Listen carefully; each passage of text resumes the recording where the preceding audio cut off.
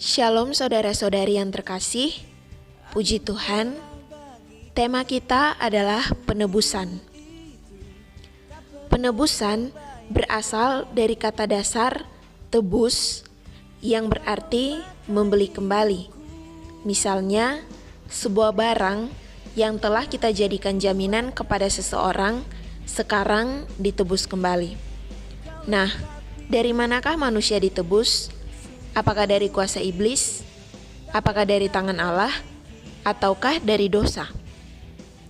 Galatia pasal 3 ayat 13 mengatakan, Kristus telah menebus kita dari kutuk hukum Taurat dengan jalan menjadi kutuk karena kita, sebab ada tertulis, terkutuklah orang yang digantung pada kayu salib. Kebanyakan ajaran tradisional mengatakan bahwa kita tertebus dari kuasa iblis sebab kita pernah diperhamba oleh iblis. Jadi Tuhan Yesus mengalirkan darahnya adalah untuk menebus kita dari tangan iblis.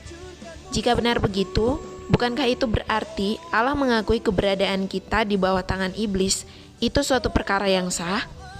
Misalkan ada seseorang telah mencuri barang kita dan kita tahu siapa pencurinya, lalu kita mengeluarkan harga untuk menebus barang itu. Dengan berbuat demikian berarti kita mengakui perbuatan mencurinya itu adalah sah. Kita ditebus Tuhan dengan harga darah yang mahal. Tuhan menebus kita dari tangan iblis. Itu berarti Allah mengakui terjatuhnya umat manusia pertama kali itu ke dalam tangan iblis adalah perkara yang sah. Berkata demikian sudah tentu tidak benar. Maka kita tidak dapat mengatakan bahwa kita tertebus dari tangan iblis. Kita juga tidak bisa mengatakan bahwa kita ditebus dari tangan Allah. Karena jika berkata demikian kita menyangkal kasih Allah. Allah lah yang mengasihi kita sehingga merancang penyelamatan kepada kita. Lalu jika kita ditebus dari tangan Allah, milik siapakah kita?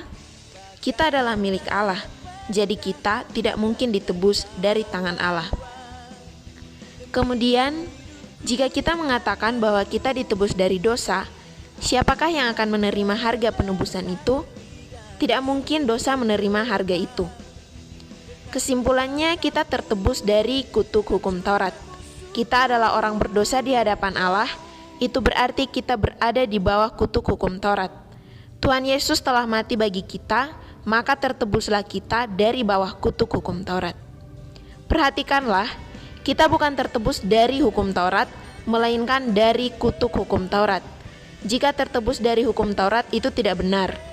Tertebus dari kutuk hukum Taurat berarti tertebus dari akibat hukum Taurat. Bukan terlepas dari hukum Taurat itu, melainkan karena siapa yang melanggar hukum Taurat harus menerima hukuman karena darah Tuhan Yesus telah memenuhi tuntutan hukum Taurat itu, maka tertebuslah kita dari kutuk hukum Taurat.